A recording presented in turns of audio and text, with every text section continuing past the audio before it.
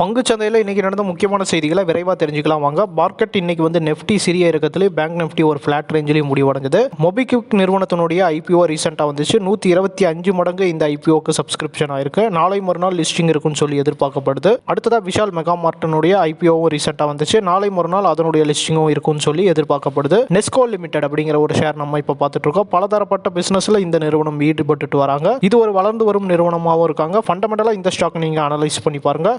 லாக்டவுனுக்கு பிறகு பெரிய ஏற்றமோ இறக்கமோ இல்லாமல் இந்த ஷேர் இருந்துட்டு இருக்கு. டிடி லிமிடெட் அப்படிங்கிற ஒரு ஷேர் நம்ம இப்போ பார்த்துட்டு இருக்கோம். இந்த நிறுவனத்தில் இன்னைக்கு போர்டு மீட்டிங் நடக்க இருக்கு. அந்த போர்டு மீட்டிங்ல ஸ்பிளிட்டா பரிசீலிக்க இருக்காங்க. ஜிகே எனர்ஜி அப்படிங்கிற ஒரு நிறுவனம் செபி கிட்ட ஐபிஓக்காக அப்ளை பண்ணியிருக்காங்க. ஆர்பிஐனுடைய புதிய கவர்னரா சஞ்சய் மல்ஹோத்ரா அப்படிங்கிறவரை நியமிச்சிருக்காங்க. பங்கு சந்தையில் முதலீடு பண்ண ட்ரேட் பண்ண உங்களுக்கு டிமேட் அக்கௌண்ட் அவசியம். உங்ககிட்ட ஒருவேளை டிமேட் அக்கௌண்ட் எல்லாம் இந்தியாவுடைய முன்னணி புரோக்கரா இருக்கிற எங்ககிட்ட நீங்க டிமேட் அக்கௌண்ட் ஓபன் பண்ணி உங்களுடைய முதலீடுகளை இன்னைக்கே தொடங்குங்க.